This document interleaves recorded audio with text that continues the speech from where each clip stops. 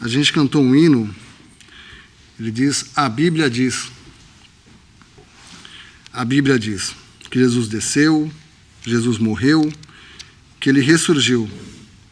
Ela diz que o sangue de Jesus Cristo, seu Filho, nos purifica de todo o pecado. Jesus veio ao mundo, morreu numa cruz, derramou seu sangue aqui por nós. Um meio de perdão, como diz o hino que a gente cantou. Eu queria me atentar a esse pedaço, que é o nome desse hino. A Bíblia diz.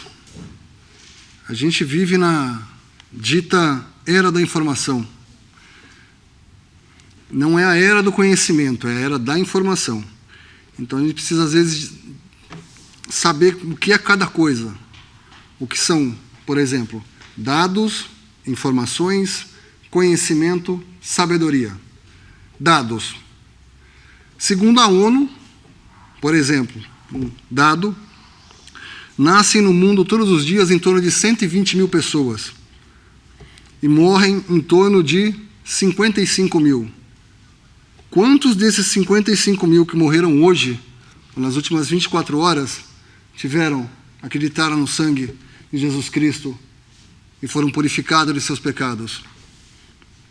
Isso é um dado. Só um dado. Nascem tanto, morre tanto. É um dado. E aí, informação. O que é informação? Eu fui dar uma pesquisada o que é essa palavra, e ela vem do latim, é informare. Ela vem de formar.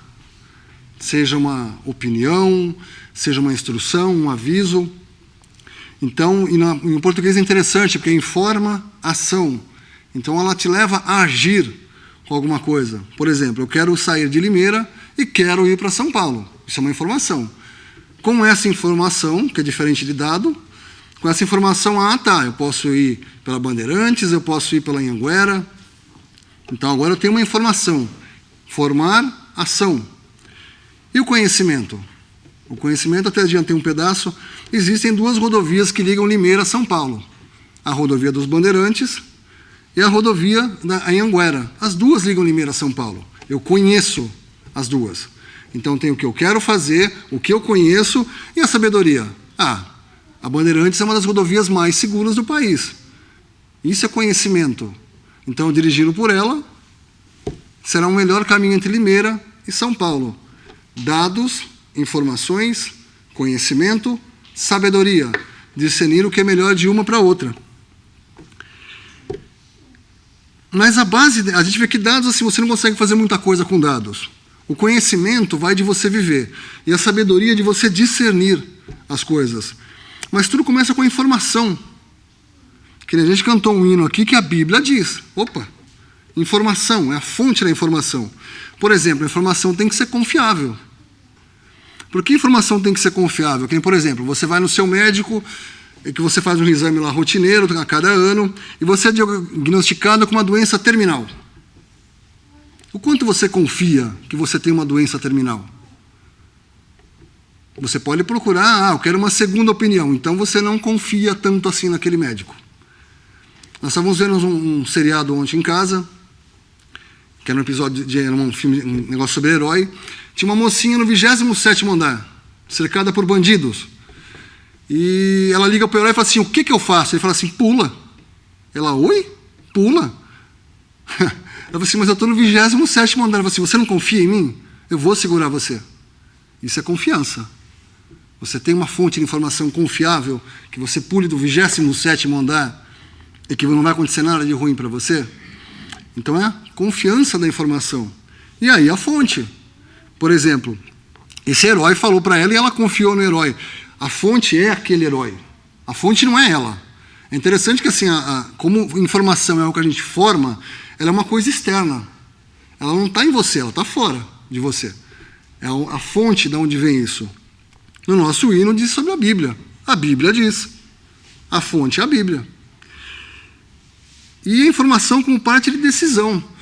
Quando você tem assim, por exemplo, no caso que eu citei para você, de Limeira para São Paulo, você tem a informação que existem 2 rodovias. A escolha é tua. Você escolhe que caminho você vai seguir. Você já tem essa informação, né? Mas a gente tem sempre que entender que por mais que a gente tenha informação, ela tem que fazer sentido para você.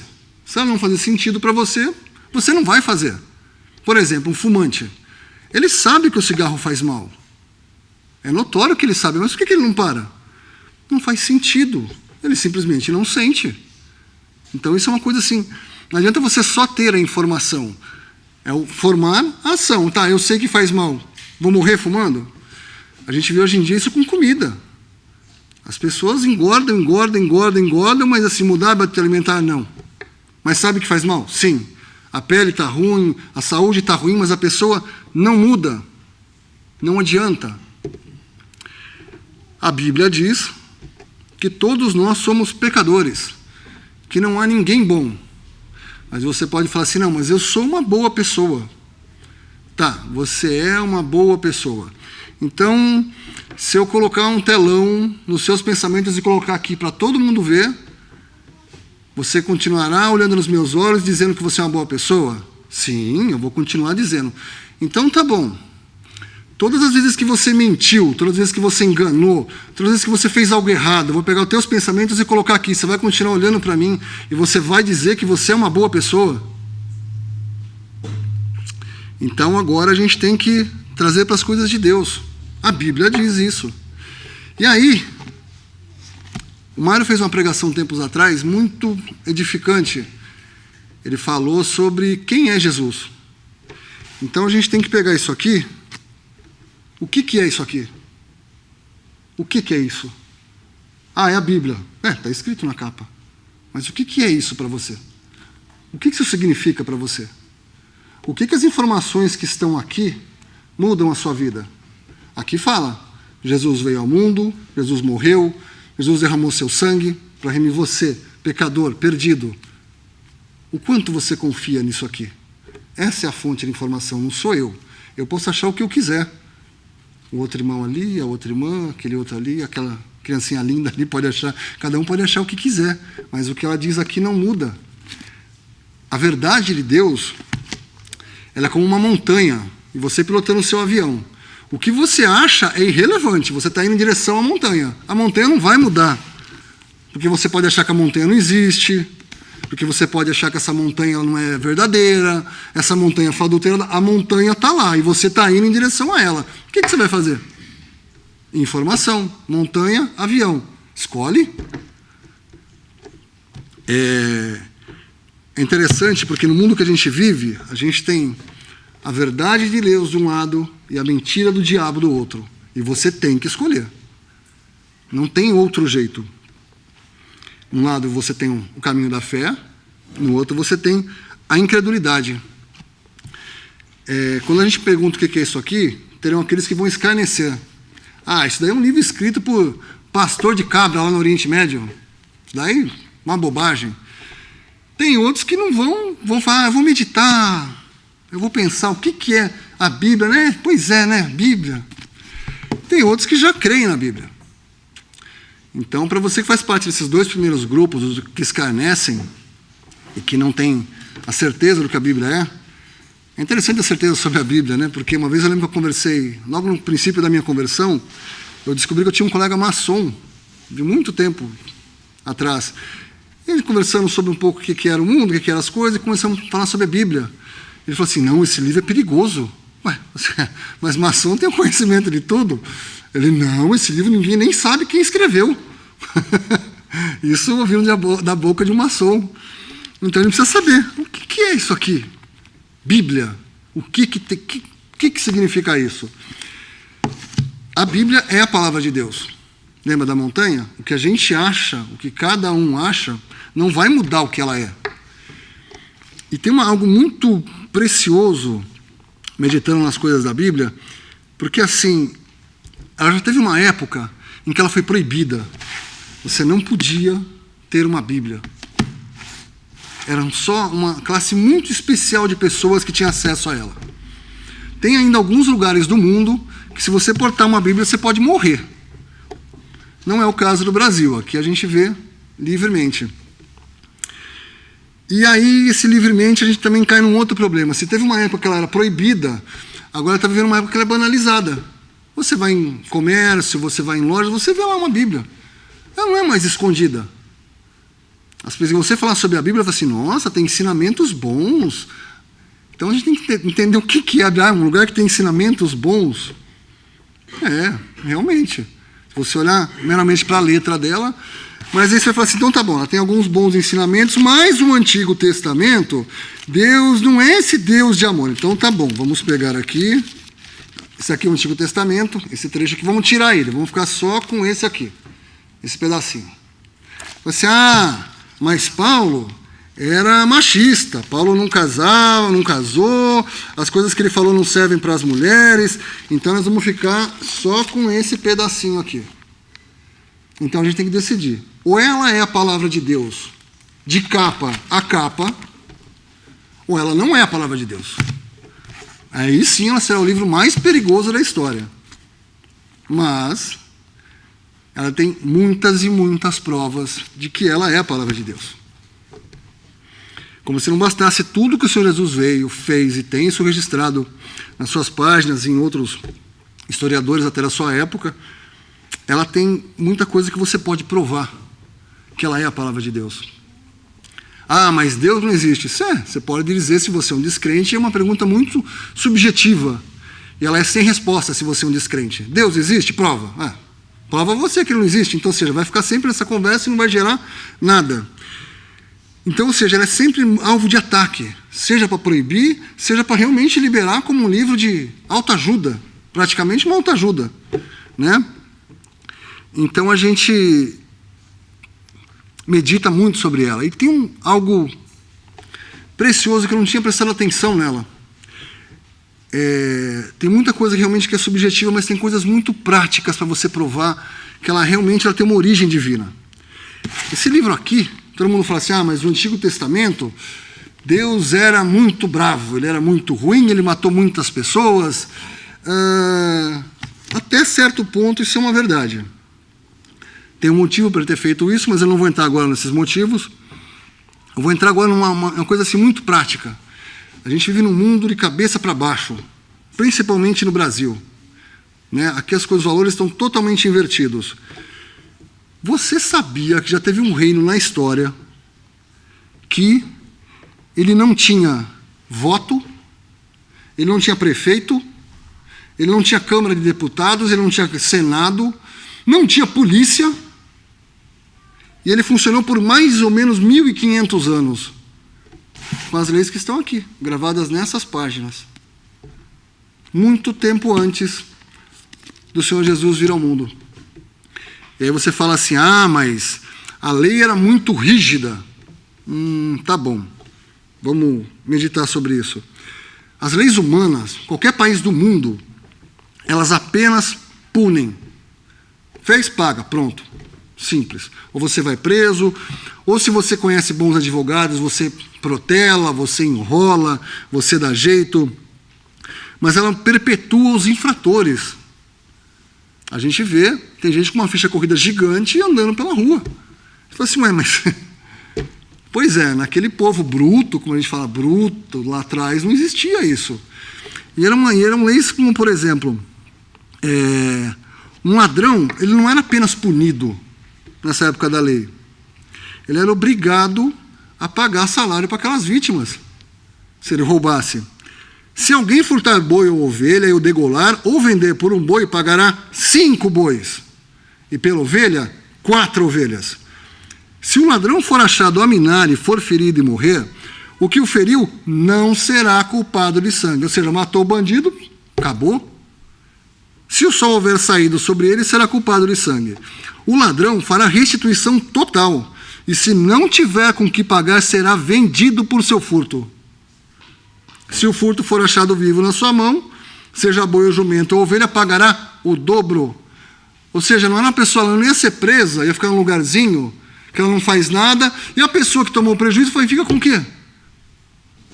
Por exemplo, um pai de família, trabalhou a vida inteira para guardar a poupancinha dele, alguém vai lá e rouba. O que acontece com ele? Ele vai ficar sem o que ele guardou a vida inteira. Na época da lei descrita aqui, ele vai pagar. Dinheiro. Ele não vai ficar preso. num lugar sem fazer nada, ele vai pagar o que aconteceu. Ele não vai ficar à custa de contribuinte preso e a vítima lá se vira. A gente vê hoje em dia, por exemplo, no nosso país, muita gente aposentada, 70, 80 anos, sendo assaltado, perdendo tudo. Na época dessa lei bruta, sistema bruto, não era. Você ia pagar. Você pode roubar, mas você vai pagar. A gente tem, por exemplo, causar lesões intencionais. Era retribuído do mesmo jeito. Isso foi até conhecido como olho por olho, dente por dente. Quando alguém desfigurar o seu próximo, como ele fez, assim lhe será feito, quebradura por quebradura, olho por olho, dente por dente. Como ele tiver desfigurado alguém, assim se lhe fará. Ou seja, não fica sem punição. Você vai lá, põe a pessoa numa cadeira de roda, e você vai lá, fica preso 2, 3 anos e sai, e tua vida segue. E aquele que você deixou numa cadeira de roda? A lei versava sobre isso. Lei de Deus, não uma lei criada por homens. A lei por homens, ela não restitui nada a ninguém. A lei divina, sim. O governo de Deus, sim. A gente pode falar, por exemplo, hoje em dia tem muita discussão, direita, esquerda, socialismo, capitalismo, livre mercado. A lei, no Antigo Testamento, ela não permitia que você cobrasse juros de quem era pobre. Se você emprestasse, ele ia te devolver sem juros. E quando teu irmão empobrecer e as suas forças decaírem, então sustentá-lo-ás como estrangeiro e peregrino, para que viva contigo. Olha só que coisa, a gente tem essa discussão de aposentadoria, a pessoa não sabe se vai se aposentar, quem vai manter, mas você trabalhou a vida inteira, você pagou imposto a vida inteira. Aqui não. Na lei divina, não fica desamparado. A gente tem... Isso, veja, são todas coisas práticas. Nenhum governo do mundo, em época nenhuma, aplicou isso aqui. Um único governo, em uma única época, num cantinho do mundo, para um único povo, os judeus. 1500 anos, sobre leis assim. Assassinato era morte, não tinha conversa. Matou, morreu. Quem, pois, matar um animal, restituí-lo-á. Mas quem matar um homem será morto. Pronto. Não, você não vai para a cadeia. Acabou, você vai morrer junto. A gente olha aqui hoje esse mundo civilizado. Veja as páginas dos jornais. Veja como está civilizado o mundo. E a gente chama de bruto aquele pessoal que vivia naquele deserto. A propriedade, a terra, ela permanecia com as famílias. Deus fez a divisão da terra e aquela terra permanecia para as famílias. Existia uma coisa chamada que era o ano do jubileu. A cada 50 anos a terra, se você vendesse sua terra, no ano 50 ela voltaria para você. Voltaria para a sua família. Se você tivesse vendido ela e a pessoa que tivesse lá, por exemplo, tivesse construído uma lavoura, ela pagaria para você pelos próximos 50 anos. Você poderia ficar sem terra? Sim, mas você receberia de novo. E teus herdeiros continuarão sendo herdeiro da terra. Aquela terra será sua para sempre. Não tem você perder a sua terra no governo de Deus. Cuidado com os pobres. A gente vê hoje uma questão... Distribuir renda, não distribuir renda, como é que faz, como é que não faz. Quando no teu campo cegares a tua cega, esqueceres uma gavela no campo, não tornarás a tomá-la. Para o estrangeiro, para o órfão e para a viúva será. Para que o Senhor, teu Deus, te abençoe em todas a obra das tuas mãos. Quando sacudires a tua oliveira, não tornarás atrás de ti a sacudir os ramos. Para o estrangeiro, para o órfão e para a viúva será. Quando vindimares a tua vinha, não tornarás atrás de ti a rebuscá-la. Para o estrangeiro, para o órfão, para a viúva será o restante. E lembrar-te-ás de que foste servo na terra do Egito, pelo que te ordeno que faças isso. Ela diz também, não oprimirás a teu próximo, nem roubarás. Não te vingarás, não guardarás ira contra os filhos do teu povo, mas amarás o teu próximo como a ti mesmo. Essa frase foi dita mais de 1000 anos antes de Jesus dizer essa frase. Amarás o teu próximo como a ti mesmo. Eu sou o Senhor. E essas leis foram cumpridas. E também serão cumpridas no futuro. E ela deixou um desafio que está aí há milhares de anos. 1500, o Senhor Jesus 2000, em torno de mais de 3000 anos, Que gente há tão grande que tenha deuses tão chegados como o Senhor nosso Deus, todas as vezes que o chamamos. E que gente há tão grande que tenha estatutos e juízos tão justos como toda esta lei que hoje dou perante vós. A gente tem aqui uma aplicação prática. Palavra de Deus. Nessas páginas, de capa a capa. Toda a palavra divinamente inspirada é boa. É essa palavra que anuncia que nós somos pecadores. É essa palavra que anuncia que existe salvação, que existe perdão. É essa palavra que ensina que não tem o que você possa fazer. Porque já foi feito. Cristo Jesus veio ao mundo. Foi pregado numa cruz. Pelo meu, pelo seu, pelo dele, pelos pecados de todos nós. Todo aquele que crê será salvo. Pelo sangue do Cordeiro, não será por obras. E aí, eu gostaria de falar uma outra coisa. Palavra de Deus, tá bom. Aqui são os estatutos de Deus. Eu te expliquei um pouco sobre a palavra, conversamos um pouquinho sobre ela, eu espero que você medite. Agora eu quero que você medite numa outra coisa. Palavra de Deus. Quem é Deus para você? Essa pergunta diz muita coisa. Nós estávamos meditando ontem, em Lucas 9, e a pergunta era, o Senhor Jesus perguntando para os seus discípulos, que dizes que eu sou? Essa é uma resposta de cada um de nós para Ele. Você pode dizer para mim o que você quiser, responde para Ele. O que Ele é? O que é a palavra de Deus? Responde para Deus. O que não é a palavra de Deus, ou o que é, ou por que não é. Fala para Ele, não fala para mim. E o que é Deus? É o cara lá de cima? Porque se for o cara lá de cima, que autoridade? Como você vai respeitar um cara desse? O cara lá de cima. Né? Ah, Deus é meu amigão. A visão que você tem de Deus é o que vai levar o como você observa aquilo que está aqui. Por exemplo, sobre o sentir, né? O quanto a gente sente que isso aqui é verdadeiro, o quanto isso aqui é importante para nós. Você quer ver uma coisa? Se teu celular cair no chão agora e quebrar a tela, o que você vai sentir?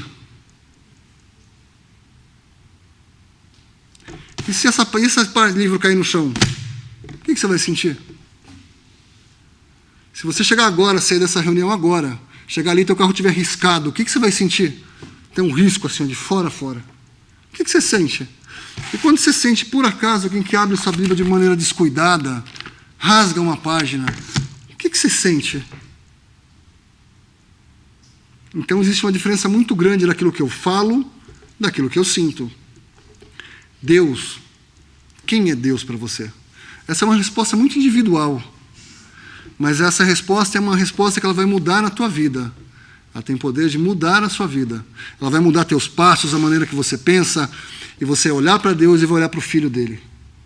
Ele veio aqui, por você, por mim, por todos aqueles erros, aquelas maldades que você comete em segredo, que você não conta para ninguém, mas você sabe o que você faz, você sabe o que você pensa.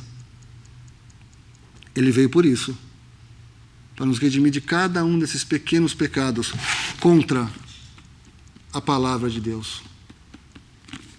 Deus criou o mundo, criou o homem, e durante toda a história constada nessas páginas, aquele quis reunir um povo ao redor de si. A gente nunca chegou perto desse amor. A gente sempre recusou esse amor. Até que esse amor se fez carne e veio nos buscar. Jesus. Eu espero que você medite a palavra de Deus, o sangue de Jesus Cristo, seu Filho, que nos purifica de todo pecado, e que você possa ter a certeza da sua salvação. Que Deus abençoe a sua palavra. Para que várias perguntas, acho que a gente pode consolidar isso um pouco no pensamento que todo mundo tem, que é qual é o objetivo da minha vida, qual que é o propósito da minha vida. Há vários anos, você ouvia falar um pouco mais com as pessoas chegando a uma certa idade, pensando, olhando para trás, falando, o que foi minha vida? O que eu fiz na minha vida? Devia se falar também da uma crise da meia-idade, e cada vez mais se tem adolescentes, jovens, perguntando do propósito da vida, desacreditados desse propósito de vida, sem esperança. E essa não é uma pergunta recente, essa é uma pergunta que a gente vê desde os Salmos, o versículo em Salmos 89 e 47, que fala: lembra-te de quão breves são os meus dias. Por que criarias debalde todos os filhos do homem? Ou por que criarias em vão? Que homem há que viva e não veja a morte? Ou que livre a sua alma do poder do mundo invisível? Outra versão fala das garras da sepultura. Será que Deus criaria todos os filhos do homem em vão? Para que existe a sua vida? No princípio, quando Deus diz: façamos o homem a nossa imagem e semelhança, Deus tinha comunhão com o homem ali no jardim do Éden. Passeava na virada do dia e tinha comunhão com o homem. Mas o homem caiu, desobedeceu a Deus, se afastou de Deus. Mas o propósito de Deus continuou sempre restabelecer essa comunhão, não por algo que Deus tenha feito, mas por amor a cada um, e trazer de volta a essa comunhão com Ele. Tudo que nós vamos ver nas Escrituras, tudo que nós vemos sobre o que a Bíblia fala, era o propósito de Deus mostrando de diversas formas, diversas maneiras, como estabelecer. Mostrou que pela lei não era possível. Precisava enviar seu Filho, Jesus Cristo, para morrer por cada um, derramar o seu sangue. Para quê? Para ter comunhão, para dar um propósito também para a nossa vida. É interessante que muitas vezes quando se fala de propósito, se pensa muito num propósito próprio. É um propósito do que eu vou fazer com a minha vida para mim. Mas quando Deus fala o propósito, Ele quer adoradores, nos fala em João, procuram tais que adorem em espírito e em verdade. E o propósito de Deus e o desejo de Deus para cada um é trazer para perto de si como adoradores. É salvar. É ter uma forma de escape, de resolver o problema do pecado e salvar e ter de volta, né, essa comunhão que não foi uma comunhão quebrada por Deus, mas uma comunhão quebrada pelo homem. E esse é o propósito dele para cada um.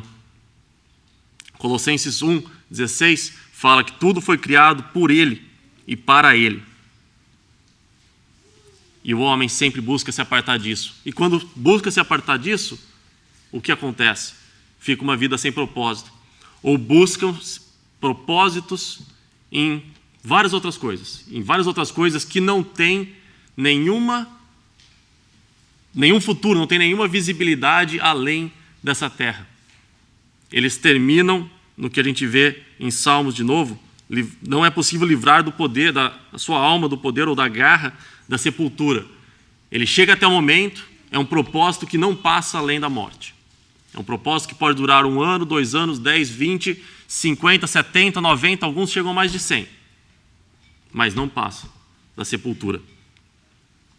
Vendo um versículo em João 4. João, capítulo 4, que eu citei. A hora vem, agora é, em que os verdadeiros adoradores adorarão o Pai em espírito e em verdade, porque o Pai procura tais que assim o adorem. Deus é espírito e importa que os que o adorem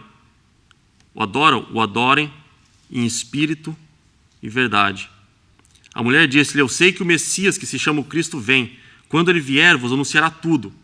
Jesus disse-lhe: eu sou, eu que falo contigo. Lá para o versículo 28 ou 29. Vinde e vede um homem que me disse tudo quanto tenho feito. Porventura não é este o Cristo?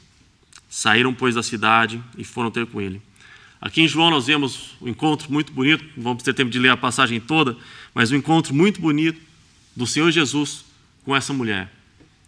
E nesse encontro, a mulher começa perguntando algo para ele. Ele começa, na verdade, né, pedindo água. O Senhor mostra para ela, toca o coração dela, do que ela tinha feito da vida dela. De certa forma, a gente pode até falar, toca nela qual que era o propósito da vida dela. Ela olhar para trás, naquele momento, e falar assim: o que eu fiz até agora na minha vida? Qual que é o propósito? e sem trazer em detalhes tudo que ela fez, ela reconhece um que disse tudo quanto tenho feito. Porventura não é este o Cristo? E segue ele.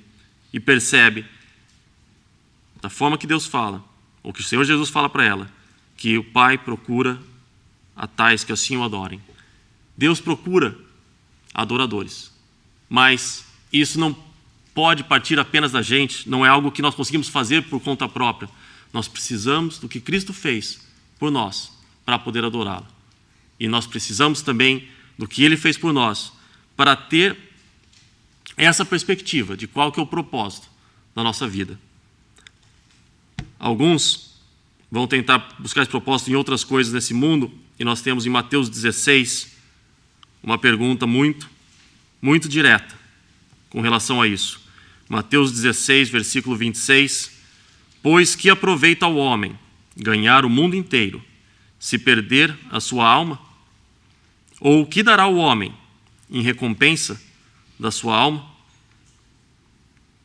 Este pode ser o propósito de algumas pessoas, de querer conquistar bastante, um sucesso, talvez uma vida profissional bem-sucedida, uma vida familiar bem-sucedida, uma vida numa comunidade específica, reconhecido, ganhou o mundo inteiro, conquistou a confiança de todos. Mas qual foi o propósito? Esse propósito passa do teste de Salmos? Passa da sepultura? Ou ele termina ali? Essa é uma pergunta que sempre ressoa. O que adianta ganhar o mundo, mas perder a sua alma? Em João, capítulo 3, nós vemos o outro lado do que é não perder a alma, do que é ir além dessa sepultura. João 3, versículo 35, primeiro, o Pai ama o Filho e todas as coisas entregou nas suas mãos. Aquele que crê no Filho tem a vida eterna. Essa vida é uma vida nova, que todo aquele que crê no Filho já tem hoje, e é uma vida que vai além da sepultura. É um propósito que vai também além da sepultura. É algo que não termina aqui, mas tem a palavra para os outros. Aquele que não crê no Filho não verá a vida, mas a ira de Deus sobre ele permanece. Em 1 João 5 também nos fala um pouco em relação ao que foi dito aqui, também sobre a palavra de Deus, de qual que é a nossa resposta para o propósito da nossa vida e qual que é a nossa resposta para o convite de Deus. Em 1 João 5 fala, versículo 10, quem crê no Filho de Deus, em si mesmo tem o testemunho, quem em Deus não crê, mentiroso o fez, porquanto não creu no testemunho que Deus de seu Filho deu. E o testemunho é este, que Deus nos deu a vida eterna, e esta vida está em seu Filho. Quem tem o Filho tem a vida, quem não tem o Filho de Deus não tem a vida. Na Bíblia nós vemos toda a história de como Deus tratou com o homem de diversas vezes. Nós vemos do propósito que Deus tem para o homem, e tratando com ele diversas vezes, buscava mostrar de diferentes maneiras qual que era esse propósito. E nós vemos também o convite de Deus e também o que realmente é cada um que nega a ele. Muitas vezes nós falamos sobre crer, sobre aceitar como algo que, bom, você aceita ou então você tem uma opinião diferente. Mas aqui não diz sobre ter uma opinião diferente. Diz que quem em Deus não crê, mentiroso o fez. Não é apenas uma questão de opinião pessoal no que está na Bíblia, é reconhecer a Deus como verdadeiro ou afrontar a Deus como mentiroso. E o que Deus tem para cada um como um propósito de vida, como o propósito da vida, ele mostrou e demonstrou de diferentes maneiras. Demonstrou querer ter essa comunhão desde a criação com o homem. Quando o homem cai, quando o homem desobedece, fica distante de Deus, demonstra ter um substituto para pagar pelo pecado de cada um, para resolver o problema do meu pecado e do seu pecado. E isso acontece quando o Senhor Jesus Cristo vem a esse mundo, vai até aquela cruz e derrama seu sangue. E traz também uma vida eterna, que é um propósito além da sepultura, que é quando nós paramos para pensar novamente nos Salmos 89, lembra-te de quão breves são os meus dias. Por mais longos que os nossos dias possam ser, perante a eternidade, eles são muito breves. Por que criarias debalde ou em vão todos os filhos do homem? Você foi criado em vão? Qual que é o propósito da sua vida, além dessa vida aqui? Você pode chegar hoje e falar, teve um propósito, e o propósito da minha vida é o que Deus me quis. É por eu ter aceitado o Senhor Jesus, Ele tem um propósito para a minha vida, que vai além da sepultura, que vai além do que eu faço aqui. Que homem há que viva e não veja a morte? A morte, outro versículo que fala, por um homem entrou a morte no mundo, todos morrem hoje, o pecado entrou no mundo, e todos hoje morrem, isso é muito claro. Que homem há que viva e não veja a morte? Ou que livre a sua alma do poder ou das garras da sepultura? Essas pessoas não existem, isso é bem notório para todos. Que o Senhor abençoe a sua palavra, que a gente possa meditar sobre quão breves são os meus dias e qual que é o objetivo e o propósito da vida de cada um. E se é um propósito só nosso, egoísta, que vai até a sepultura, ou se nós aceitamos o propósito de Deus para a nossa vida e aceitamos a Cristo como Salvador.